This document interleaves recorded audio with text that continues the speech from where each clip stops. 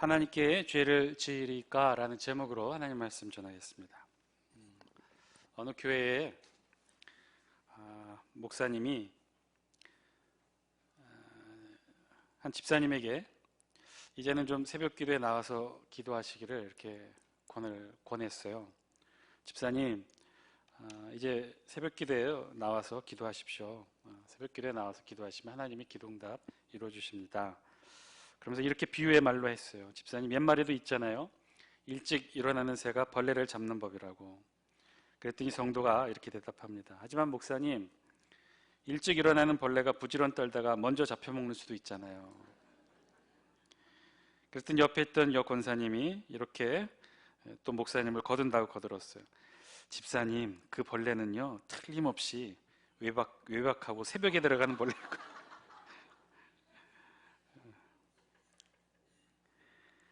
어느 교회 아동부 설교 시간에 목사님이 이렇게 아이들에게 질문했답니다. 여러분, 우리는 늘 회개하며 살아야 하는데, 그런데 회개란 하나님께 우리의 죄를 용서함 받는 것입니다. 그러면 우리는 어떻게 해야 하나님께 죄를 용서함 받을 수 있을까요? 어떻게 해야 우리가 하나님 앞에 회개를 받을 수 있을까요? 그랬더니만 이 목사님의 수준 높은 어려운 질문에 아이들이 일순간 당황해 했는데, 뒤에 있던 큰 아이가 큰 소리로 이렇게 외쳤답니다.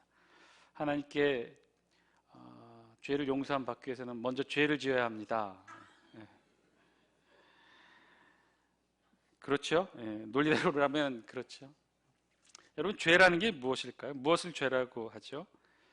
그리고 그 죄에서 사함을 받는다는 것, 용서함을 받는다는 것은 어떤 것을 의미하는 것일까요? 여러분, 죄에 대한 사전적 뜻은요 이렇습니다. 사전에 보면 이렇게 죄를 정의해요. 죄란 양심이나 도리에서 벗어난 행위 혹은 잘못이나 허물로 인하여 벌을 받을 만한 일이 이 세상에서 말하는 죄에 대한 정의예요. 그러니까 죄란 양심이나 도리에서 벗어나서 취한 행동, 행위를 했을 때 죄를 지었다고 하고요. 그런 일들로 인해 벌을 받을 만한 일이 바로 죄라는 것이죠. 양심이나 도리에서 벗어나서 취한 행동, 그리고 그로 인해 벌을 받을 만한 일. 사실 세상에서 말하는 죄의 구성 요건은 이렇다는 것이죠. 그런데 자세히 살펴보면 이 세상에서 말하는 죄의 구성 요건, 그 기준이 무엇일까요? 무엇을 기준으로 벗어나면 죄를 지었다고 하는 것일까요? 세상에서 말하는 그 기준은요, 자세히 보시면 명확하진 않지만 그래도 양심, 도리, 잘못, 허물, 즉 도덕적 기준으로 잡고 있고요. 혹은 실정법에 따른 법적 기준이 세상에서 말하는 죄의 기준일 것입니다.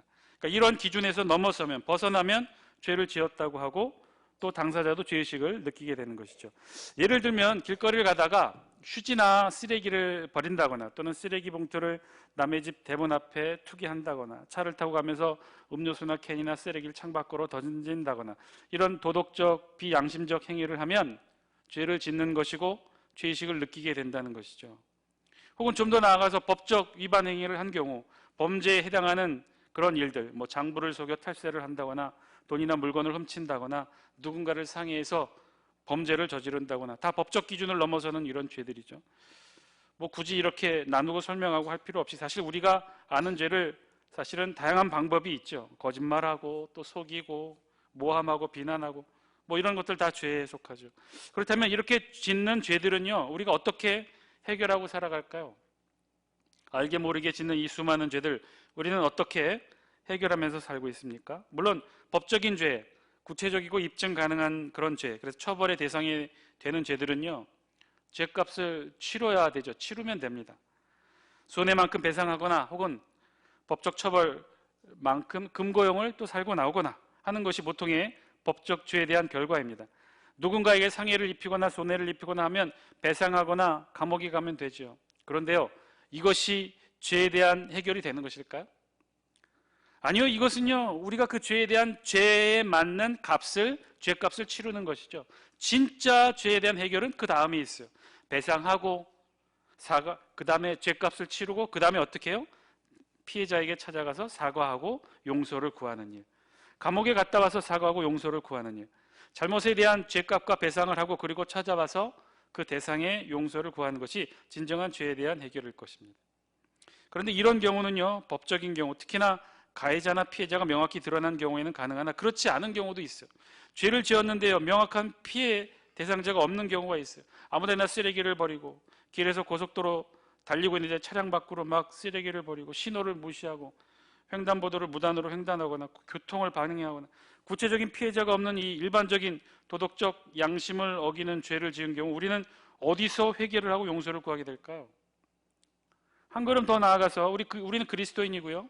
우리에게 있어서 죄의 문제와 그 해결책인 회개는 세상의 사람들과는 좀 다른 방식을 취하고 있죠. 우리는 죄를 지으면 어떻게 해결합니까? 피해자가 있는 경우에는 먼저 죄값에 맞는 배상하고 처벌을 받고 그리고 그 사람에게 찾아가 용서를 구할 뿐 아니라 또 어디도 찾아가서 또 용서를 구해야 됩니까? 제 얘기가 너무 길었나요? 하나님께 또 찾아가잖아요. 하나님께도 이제 용서를 구해야 되죠. 하나님께 회개를 합니다. 혹자는 그 순서와 방식이 좀 달라서 오히려 문제이기도 하죠. 피해자에게는 아무런 배상도 용서도 구하지 않고 하나님께만 찾아와서 회개를 하는 것으로 자신은 용서받았다고 하는 그런 일방적인 주장을 하는 사람은 있으나 엄연히 그것은 또한 또 다른 죄죠. 그것은 진정한 회개도 아닌 또 다른 하나님 앞에서 범죄에 해당합니다. 그럼에도 불구하고 이 땅에 살아가는 수많은 그리스도인들이 사실 이런 죄와 회개에 온당치 못한 불합리한 구조로 살아가고 있는 것도 사실입니다. 죄를 짓고 상처를 주고 아픔을 주는 이는 있는데 막상 그에 따른 온전한 사과도 용서도 회개도 없이 시간만 흐르는 그런 우리 공동체 혹은 그런 교회 공동체 안의 모습도 우리들 보게 되죠. 우리 그리스도인들에게서 죄란 무엇이고 또 어떻게 회개란 또 무엇일까요? 사실 오늘 본문은요 그 주제를 우리에게 요셉의 이야기를 통해 하나님 우리에게 설명해 주고 있어요. 오늘 본문은요 우리가 잘 아는 요셉의 유혹 이야기입니다. 우리 7절 말씀인데요. 우리 7절 말씀 우리 같이 한번 읽어볼까요? 오늘 본문 7절 말씀 우리 영상을 통해 함께 읽겠습니다. 시작. 그 후에 그의 주인의 아내가 요셉에게 눈짓하다가 동침하기를 청하니. 아멘. 오늘 본문은요 이 요셉의 유혹 사건이 어떻게 시작되었는지를 그 시작을 알려주고 있어요.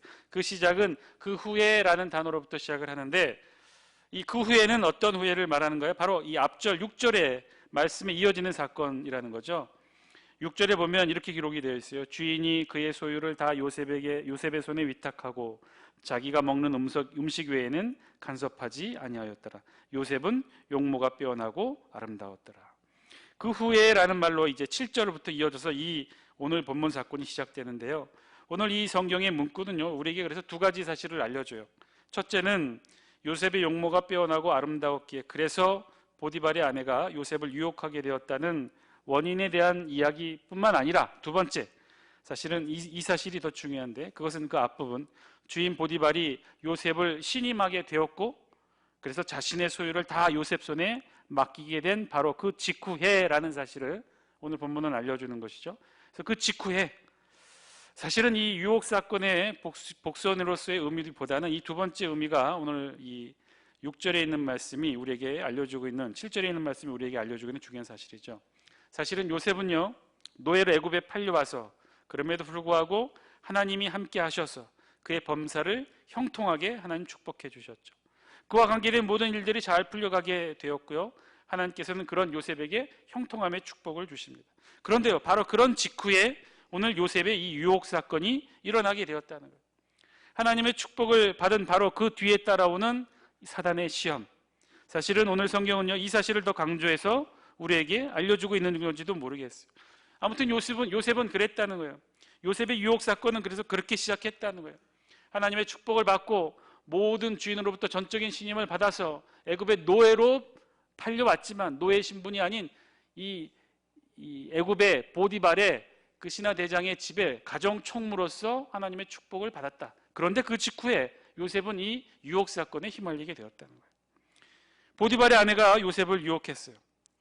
우리 성경에 보면 아무튼 그랬는데 이 보디발의 아내가 눈짓하다가 동침하기를 청했다고 그랬어요. 우리 성경에 보면 그렇게 표현을 하고 있는데 눈짓하다가 동침하기를 청하니. 이 보디발의 아내가 요셉을 이렇게 유혹했다는 것이죠. 눈짓하다가라고 우리 성경이 이 부분을 좀 예쁘게 의역을 했는데 원어의 뜻은 더 직설적이에요. 이 원어의 뜻을 해석하면 눈짓하다라는 뜻이 눈들을 높이 들어 올렸다라는 거예요. 눈들을 높이 들렸다. 눈짓하다. 눈들을 높이 들려, 어떻게 하면 눈들을 높이 들려오죠? 뭐 이렇게 했다는 것인가요? 요셉을 보고 이렇게 눈으로 신호와 사인을 보냈다는 거예요. 어쨌든 말이 아닌 표정과 몸짓으로 적극적인 구애 행동을 했다는 것이죠. 근데 이에 요셉은 즉각적으로 거절했대요. 그러면서 뭐라고 표현했냐면, 주인은 자신에게 이 집안의 모든 소유를 맡겼지만 그러나 위탁하지 아니한 한 가지가 있는데 그것은 당신 주인의 아내라고 말을 합니다. 그러면서 아주 중요한 말을 하는데요. 9절에 있는 말씀인데요. 우리 다 함께 우리 영상을 통해 9절 말씀 우리 같이 한번 읽겠습니다. 9절입니다. 시작. 이 집에는 나보다 큰 이가 없으며 주인이 아무것도 내게 금하지 아니하였어도 금한 것은 당신뿐이니 당신은 그의 아내임이라. 그런즉 내가 어찌 이 큰 악을 행하여 하나님께 죄를 지으리까. 아멘. 요셉은 지금 주인의 아내의 유혹을 거절하면서 이렇게 말했다는 거예요. 그 유혹을 거절하는 이유를 이렇게 들었다는 거예요. 주인이 자신에게 다 맡겼지만 오직 당신만은 주인의 아내만큼은 나에게 맡기지 않았습니다. 그러니 제가 어떻게 당신과 함께 동침함으로 큰 죄를 짓겠습니까? 라는 의미의 요셉의 답변인 것이죠. 거절의 답변이었어요. 사실은 이 요셉의 답변을 통해 정말로 요셉은요, 보디발의 가정에서 최고의 권한을 가지고 있었음을 또한 역으로 보여줍니다. 오직 주인의 아내 외에는 모두 다 자기 손에 주인이 맡겨줬다는 거예요. 그 집안에서만큼은 주인 다음으로 권력이 있었다는 거예요. 요셉은 최고의 대우와 권리를 누리고 있었어요.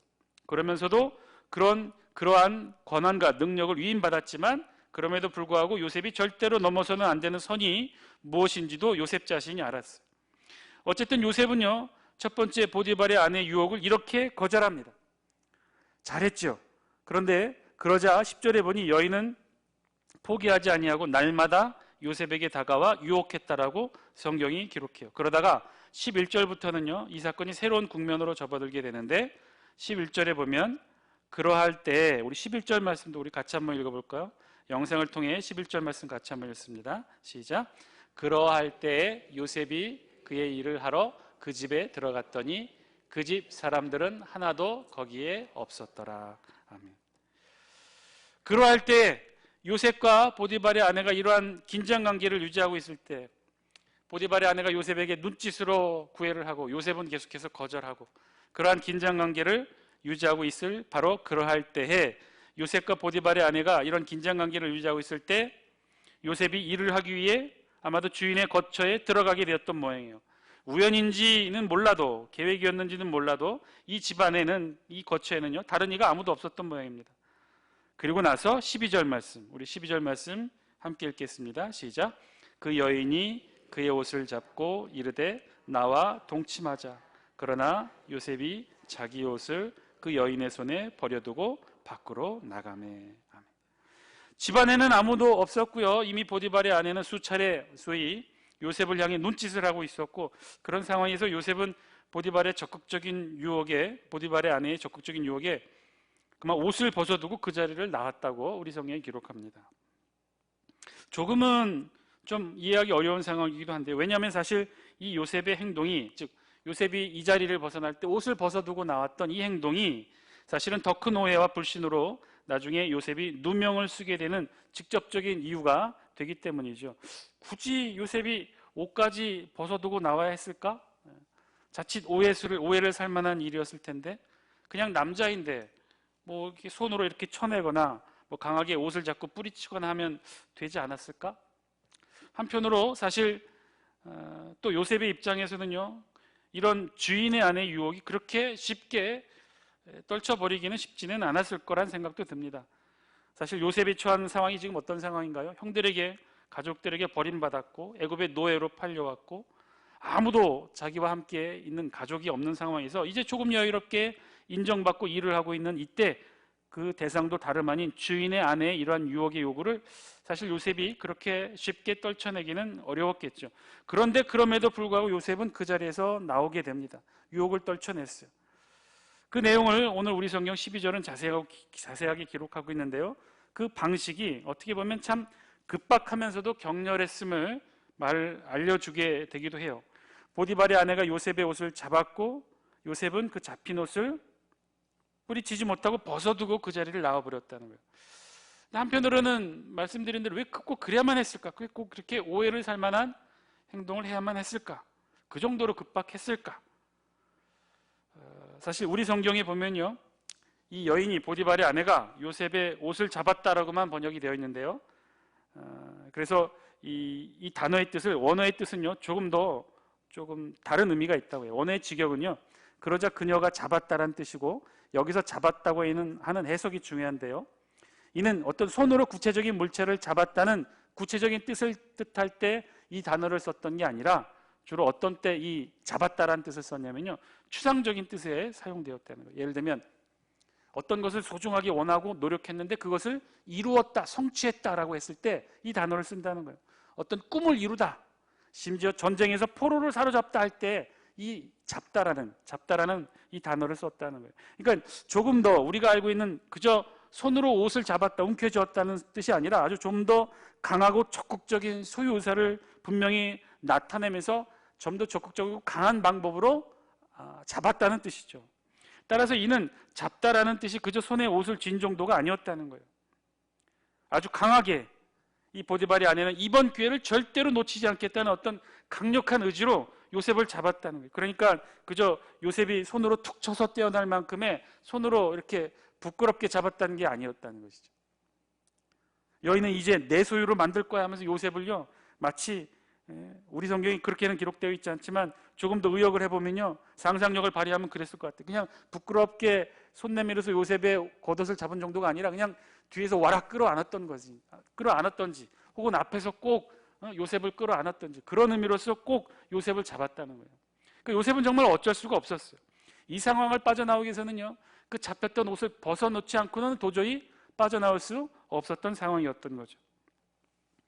어쨌든 요셉은요, 그렇게 나갔어요. 그리고 나간 것도 우리 성경에 보니 12절 끝에 보면 이렇게 나와요. 손에 버려두고 밖으로 나가매라고 표현되어 있어요. 밖으로 나가매. 밖으로 나갔다고 했어요. 요셉은 그저 그 자리가 위험한 자리라 그 방을 피해 집안 거쳐 다른 곳으로, 자기의 숙소로 돌아간 것이 아니라 아예 집 밖으로 뛰쳐나왔다는 거예요. 그러니까 그 상황이 정말 얼마나 급박하고, 우리 성경은 단순하게 번역했지만 요셉으로서는 정말 스스로를 지켜내기가 정말 어려웠던 상황이었던 거예요. 집요하고 격정적인 욕망에 사로잡힌 이 여인에게서 벗어나기 위해 요셉은 정말 필사적으로 탈출하다시피 그 집을 빠져나와 도망쳤던 것이죠. 자, 이제 상황은 또다시 이제 이후로는 다르게 전개되어 갑니다. 요셉의 유혹 사건 제2막으로 넘어가게 되는데요, 이 보디발의 아내는 이제 갑자기 변했어요. 질투의 화신이 되어서 요셉을 거짓으로 모함하기 시작합니다. 이것도 참 이해가 안 가죠. 본인도 부끄러웠을 텐데 본인 스스로가 없던 일로 덮어버릴 만도 한데 반대예요. 요셉의 아내가, 이 보디발의 아내가 더 적극적으로 요셉을 모함하기 시작합니다. 왜 그랬을까? 그 이유는 앞에서도 말했다시피 이 보디발의 아내는요, 요셉을 그저 이렇게 한두 번 눈짓으로 유혹만 한 게 아니었던 것 같아요. 정말 원했던지도 몰라요. 정말 요셉을 보며 좋아했던 이유도 있었던 것 같아요. 그러니 그렇게 작정하고 자신의 마음을 다 드러내며 요셉을 격정적으로 안으려 했고, 요셉이 그럴수록 절대적으로 끝까지 거절하게 되자 이제 여인이 돌아서게 됩니다.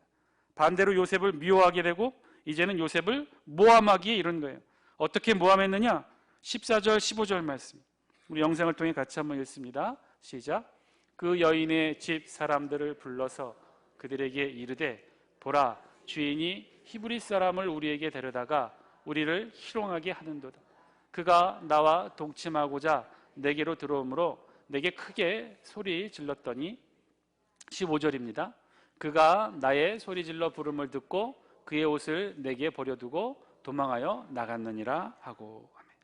14절 앞부분 다시 한번 보여주시겠어요? 그 앞에 첫 시작을 이렇게 하죠. 그 여인의 집 사람들을 불러서. 그러니까 지금 이 상황은요, 사건은요, 아마도 이 보디발의 아내가 이 사건을 꾸몄던 것 같아요. 다른 사람들은 다 집 밖으로 내보냈던 상황이고 요셉이 자신의 거처에 들어오게끔 유혹해서 만들었던 상황인 것 같아요. 이 상황에서 요셉을 실패하게 되자 요셉이 그 집 밖을 뛰쳐나갔어요. 옷을 벗어두고 뛰쳐나갔어요. 그러면 정상적인 경우라면 자신도 부끄러우니까 이 일을 거기서 덮을 수도 있었을 거예요. 그런데 그렇지 않았다는 거죠. 어떻게 했어요? 집 밖에 있는 다른 하인들을 다 불렀다는 거예요. 지금 이 상황이 이렇게 됐다는 걸 다 알렸다는 것이죠. 즉각 보디발의 아내는요 거짓으로 이 일을 사건화합니다. 집안 사람들을 불러다 놓고 거짓으로 요셉을 모함했어요. 반대로 요셉이 자신을 헤아렸다 하는 거예요. 그 증거가 이 요셉이 버려두고 나간 옷이라는 것이죠. 그러면서 여기에 더해 보디발의 아내는요 이 사건을 보다 더 정교하게 디자인해요. 그런 거 보면 어떻게 이렇게 짧은 시간 안에 이럴 수 있을까? 욕정에 불탄 여인의 분노가 참 무섭게 느껴지는데요. 그것은요 오늘 보면 14절에 있는 히브리 사람이라는 표현이에요. 이 보디발의 아내는요 이 히브리 사람이라는 표현을 떠올리며 여인은 간교한 거짓 시나리오를 즉각적으로 만들어내요. 그러니까 보디발의 아내는요 자신과 요셉 사이의 문제를 지금 보디발 집안에 있는 모두의 문제로 확산시킨 거예요. 이게 무슨 뜻이냐? 히브리 사람이라는 이 표현의 뜻은요 어떤 뜻이냐면 히브리 사람, 이건 건너온 사람 혹은 이주자라는 뜻이에요. 이주자. 그러니까 애굽 본토인이 아니라는 거예요. 요셉 당시 요셉처럼 애굽으로 이주해 와서 정착한 이들을 가리켜 히브리 사람 이렇게 불렀던 거예요. 우리말로 지금 또다시 의역을 한다면 이주 노동자 정도 되겠죠. 보디발의 아내는요 이 히브리 사람이라는 표현을 들어서 지금 집안에 있던 나머지 다른 하인들과 종들을 자신의 편에 함께 세우려 했던 거예요. 자신의 남편 보디발이 이 요셉 히브리 사람 이주 노동자를 다른 사람 다 제쳐놓고 집안에 있는 다른 먼저 왔던 종들 다 제쳐놓고 이 요셉만을 편애하고 사랑을 해서 그래서 결국 다른 사람 다 제치고 제일 신임하고 가정총무로 세웠다는 거예요.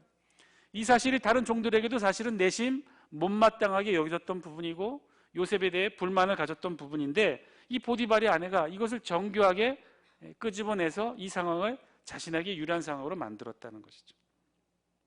지금 그 사실을 자신의 남편 보디발이 요셉을 가정총무로 세워서 이런 일이 결국은 이런 일까지 이런 사단이 일어나게 되었다는 것을 사건을 확대 왜곡시켰던 거예요.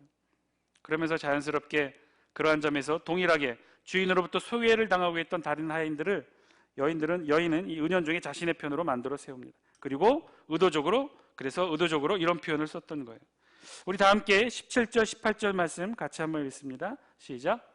이 말로 그에게 말하여 이르되 당신이 우리에게 데려온 히브리 종이 나를 희롱하려고 내게로 들어왔으므로 내가 소리질러 불렀더니 그가 그의 옷을 내게 버려두고 밖으로 도망하여 나간다이다. 당신이 우리에게 데려온 히브리 종이 나를 희롱하려고.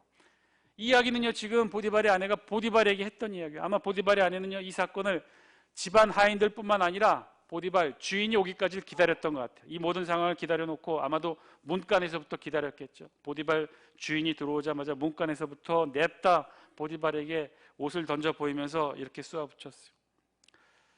당신이 우리에게 데려온 이 히브리 종이 요셉이 나를 희롱하려고 이런 죄를 지었나이다 하며 보디발에게 요셉의 옷을 던져 주었을 거예요. 그런데 바로 이 말을 들은 옆에 있던 집안의 모든 하인들은요 순간 이 말에 다 공감해서 보디발 아내의 편을 들게 되었겠죠. 자신들이 보지는 않았지만 이 정황상 충분히 그랬으리라 이 보디발의 아내를 믿어주고 요셉을 모함합니다. 당신이 우리에게 데려온 이 히브리 사람, 이 한마디 표현에 저들은 다 여인의 편이 된 거죠.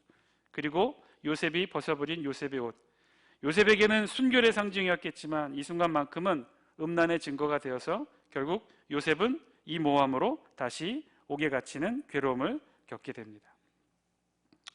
우리가 다시 한번 말씀을 꼼꼼히 좀 살펴보았는데요. 다시 돌아보건대 사실 요셉의 입장에서 이 상황은요 그렇게 쉬운 상황만은 아니었을 거예요.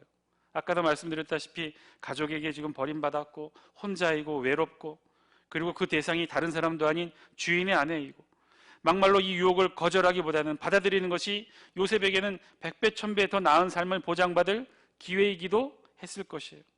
우리가 살펴보아서 알겠지만 보디발의 아내는요 정말 장난으로 한두 번 요셉을 이렇게 유혹하려고 했던 게 아니에요. 정말 진지하고 적극적으로 어떤 면에서는 자신이 행할 수 있는 모든 물리적 힘을 총동원해서 요셉을 꿰었던 것이죠.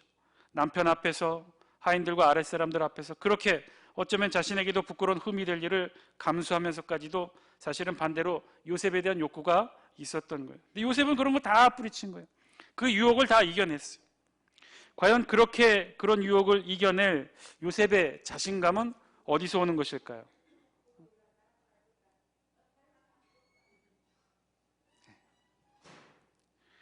사랑하는 장숙회 성도 여러분, 오늘 말씀을 통해 우리에게도 주시는 하나님의 음성 저와 여러분들이 들을 수 있게 되길 바랍니다. 요셉, 그가 이렇게까지 죄에 대해 유혹을 이겨낼 수 있었던 것, 그 이유를 오늘 성경 말씀을 통해 우리가 찾아낼 수 있게 되길 바라요. 우리 다 함께 9절 말씀, 후반부에 있는 말씀인데요, 우리 9절 말씀 영상을 통해 우리 후반부만 다시 한번 읽어볼까요? 밑에서 두 번째 줄, 그런즉부터 시작. 그런즉 내가 어찌 이 큰 악을 행하여 하나님께 죄를 지으리이까. 아멘.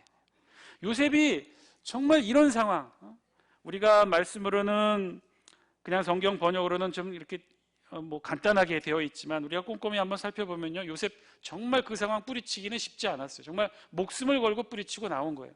그 유혹을 이겨낸 거예요. 그런데 요셉이 정말 이렇게까지 할 수 있었던 이유가 무엇이었을까?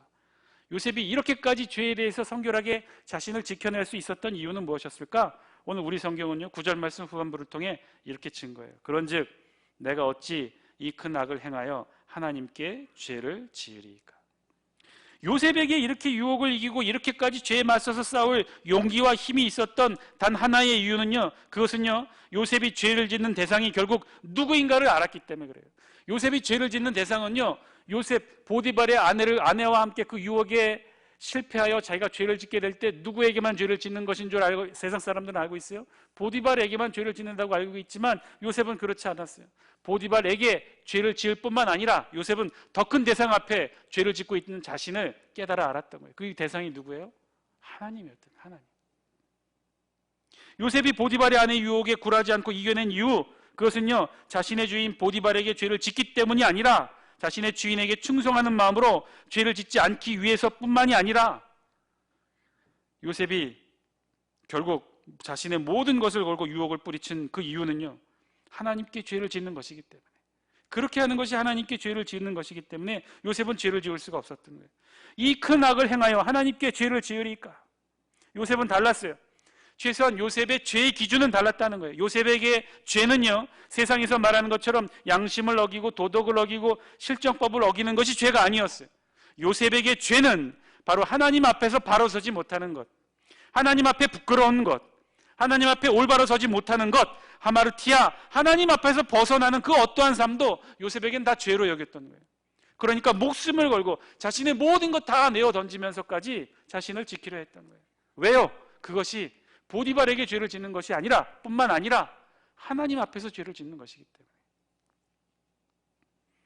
사랑하는 장숙회 성도 여러분, 우리가 죄를 짓는 것, 그것이 양심의 죄이건 도덕의 죄이건 실정법 위반의 죄이건 혹은 그 대상이 피해자가 있건 없건 우리가 짓게 되는 모든 죄 앞에는요, 누가 있느냐? 하나님이 계시다는 거예요. 하나님이 우리 앞에 계시다는 거예요. 하나님께서 함께 하시고 하나님 앞에 서 있고 하나님이 동행하시는데 어떻게 죄를 지을 수 있느냐 이거죠. 또한 반대로 하나님과 항상 동행하며 그 앞에서 살아가기 때문에 어떠한 유혹과 시험이 있더라도 굴하지 않고 이겨낼 수 있는 힘이 우리에게는 있다는 거예요. 사랑하는 장숙회 성도 여러분, 지금 우리 앞에 하나님이 계신 줄 믿습니다. 하나님이 우리와 함께 동행하시는 줄 믿습니다. 그 하나님 앞에서 우리도 요셉처럼 이렇게 고백할 수 있었으면 좋겠어요. 내가 어찌 이 큰 악을 행하여 하나님 앞에서 죄를 지으리까? 아니, 한 걸음 더 나아가 이렇게 세상을 향해 선언했으면 좋겠어요. 하나님이 함께 하신다. 나의 앞에는 하나님이 계신다. 그러니 나는 어떠한 죄의 유혹에도 굴하지 않겠다. 어떠한 죄의 시험에도 이겨내고 승리하는 삶을 살아가겠다. 저와 여러분들의 고백이 되길 바랍니다. 요셉은요, 이 신앙, 이 믿음 가지고 죄를 이겨냈어요. 결국 자신의 가지고 있는 것 모든 것 다 내어 던지고 결국은 자신을 지켜냈어요. 왜요? 하나님 앞에서 죄를 범하지 않기 위해서. 요셉의 기준은요, 세상의 기준과는 달랐다는 거예요. 하나님 앞에 있었기 때문에 요셉은요, 하나님 앞에서 이 큰 죄를 지을 수가 없었어요. 그래서 자신의 모든 것 다 던져서 자신의 성결의 삶을 지켜냈어요. 그래서 결국 어떻게 됐습니까? 잠시 잠깐 감옥에 갇혔겠지만 나중에는요, 하나님 앞에 놀라운 쓰임을 받아 애굽의 총리 대신이 되고 이스라엘 민족을 태동시키는 놀라운 역할을 감당하는 하나님 앞에 쓰임 받지 않았습니까? 저와 여러분, 이 신앙의 고백으로 하나님 앞에 우리도 서서 이 세상의 유혹과 맞서 싸워 승리하시는 저와 여러분 다 되시길 바랍니다. 아무리 작은 죄라도, 아무리 눈 감을 만한 조그마한 죄라도 우리 앞에 하나님이 계시다면요, 떨쳐내고 이겨내실 수 있습니다. 하나님이 우리와 함께 하시다면 그 하나님 앞에 우리 스스로를 지켜낼 수 있는 여러분 되시길 바랍니다. 그렇게 우리 스스로를 지켜내고 하나님 앞에서 성결의 삶을 살아가셔서 끝까지 죄와 시험과 유혹에 이겨내시는 저와 여러분 다 되시기를 주의 이름으로 간절히 축원드립니다. 우리 이 시간 다 함께 이 기도 제목을 놓고 함께 기도하기를 원합니다. 죄를 이겨내게 하여 주옵소서. 어떠한 작은 죄라도, 어떠한 죄라도 그 유혹, 시험, 죄 다 이겨내게 하여 주옵소서. 우리도 우리 앞에 하나님이 계십니다. 요셉처럼 우리 앞에 하나님이 계십니다. 그 하나님 앞에 죄를 이겨내고 그 하나님 앞에서 하나님의 능력과 함께 죄를 이겨내는 오늘 우리의 삶, 우리의 신앙 되게 하여 주옵소서. 다 함께 통성으로 이 기도 제목 놓고 통성으로 기도합니다. 기도하시겠습니다.